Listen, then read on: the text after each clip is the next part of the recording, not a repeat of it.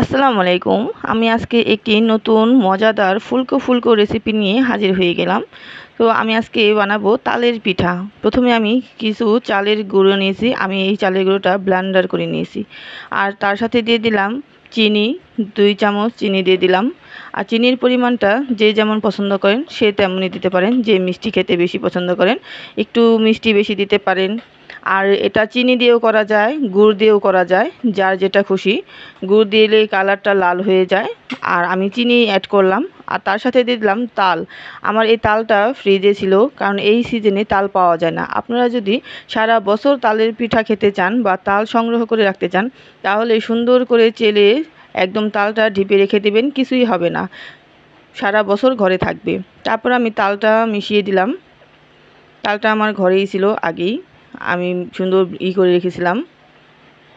আর বেশি পরিমাণে দেব না, সামান্য পরিমাণে দেব, কারণ তালের মাত্রাটা বেশি হয়ে গেলে শুধু তাল তাল গ্রান আসে। এজন্য পরিমাণ মতো এই তালটা মিশাতে হবে। তারপর আমি চালের গুঁড়ো, চিনি আর তাল মিশিয়ে নিব। দেখুন কালারটা কি সুন্দর দেখাচ্ছে, কালারটা কিন্তু অনেক সুন্দর এসেছে। তারপর আমি একটা চামচের সাহায্যে বা হাত দিয়েও আপনারা মিক্স করে নিতে পারেন। আর এই চালের গুঁড়ো অনেকেই গুঁড়ো দিয়েও করতে পারেন। আমি এটা ব্লেন্ডার করে নিয়েছি, এই জন্য একটু গুলাটা ঘন ঘন আর কি পাতলা হয়েছে এই জন্য।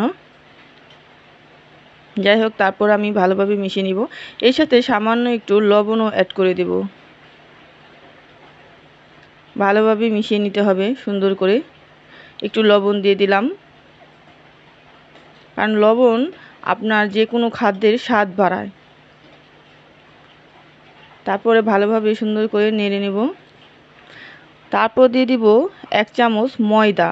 এই ময়দাটা দিলে কি পিঠাটা ফুলতে সাহায্য করে। আর শুধু চাল থাকলে পিঠাটা শক্ত হয়ে যায়, আর ময়দাটা মিশিয়ে দিলে পিঠাটা নরম করে আর ফুলতেও সাহায্য করে। তারপর আমি এটাকে সুন্দরভাবে একদম ব্লেন্ড করে নেব। ভালোভাবে আমি মিশিয়ে নেব, যেন কোথাও দানা দানা না থাকে। দেখুন একদম সুন্দর সফট হয়ে গেছে।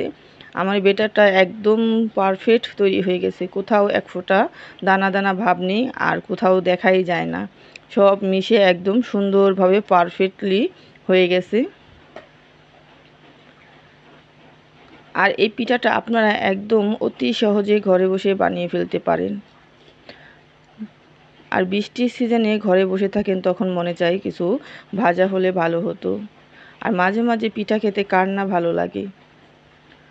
সুন্দরভাবে একদম সুন্দর হয়ে গেছে, দেখুন কোথাও দানা নেই, একদম পারফেক্ট হয়ে গেছে। এই বেটারটা তৈরি হয়ে যাওয়ার পরে তারপরে আমি একটি প্যানে তেল বসিয়ে দেব। দেখুন আমি এই পিঠাটা ভাজতে সরিষা তেল ইউজ করলাম, কারণ সরিষা তেলের ভূমিকা অপরিসীম। সরিষা তেল অনেক রোগ ব্যাধি থেকে বা যাই হোক কোলেস্ট্রল থেকে বাঁচাতে সাহায্য করে। আপনারা সয়াবিন তেলও দিতে পারেন, কিন্তু আমি আজকে সরিষার তেলটা ইউজ করলাম। এটা একদম খাঁটি সরিষার তেল।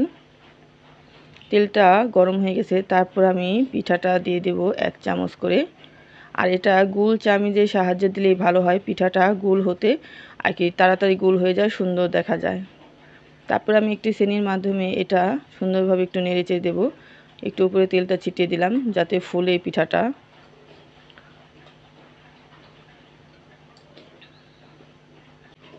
তারপর আস্তে আস্তে মৃদু আঁচে ভাজতে হবে, কারণ বেশি পরিমাণে চুলার আঁচ থাকলে দেখা গেছে পিঠা একদম পুড়ে যাওয়ার সম্ভাবনা থাকবে আর লাল হয়ে যাবে।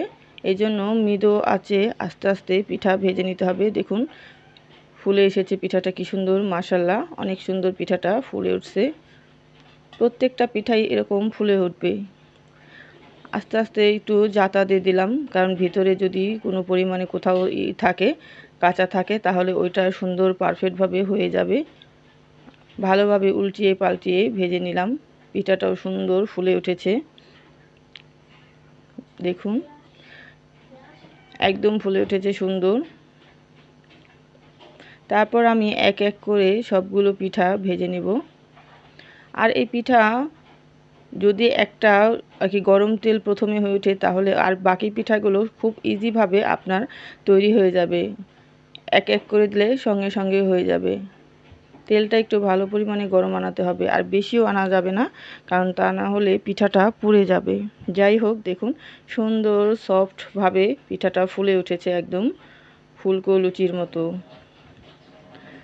এরকম হালকাভাবে একটু চাপ দিয়ে দেই, কারণ প্রত্যেকটা পিঠাই যেন সুন্দর ভিতর থেকেও পারফেক্ট হয়ে ওঠে। তালের পিঠা কে কে খেতে পছন্দ করেন অবশ্যই আমাকে লাইক কমেন্ট করে জানাবেন। অনেক দিন পর একটা ভিডিও দিলাম, আমার এই ভিডিওটা ফুল ওয়াচ করে দেখবেন। আমার পিঠা তৈরি হয়ে গেল, দেখুন সবগুলো পিঠাই আমার ভাজা হয়ে গেল। কার কাছে কেমন লাগলো জানি না। দেখুন পারফেক্টভাবে একদম সুন্দর পিঠাটা হয়ে গেছে। যারা এই মিষ্টি জাতীয় খাবার বাকি পিঠাটা পছন্দ করেন তারা একদম অল্প সময়ে ঘরে বসে বানিয়ে খেয়ে ফেলতে পারেন। দেখুন পিঠাগুলো সুন্দর, সবগুলো পিঠাই একদম ফুলে ফুলে উঠেছে। আর পিঠা গরম গরম খেতেই মজা, জড়িয়ে গেলে ওই পিঠার কোনো স্বাদ থাকে না। এটা হলো তালের পিঠা, সচরাচর দেখা যায় না, বছরে একবার আসে এই তাল। আর যদি সারা বছর সংরক্ষণ করে রাখতে চান তাহলে ফ্রিজে রেখে দিতে পারেন, তারপরে এরকম মজার মজার পিঠা বানিয়ে খেয়ে ফেলতে পারেন। আর যে যেখান থেকে আমার ভিডিওটি এতক্ষণ দেখলেন সবাইকে অসংখ্য ধন্যবাদ।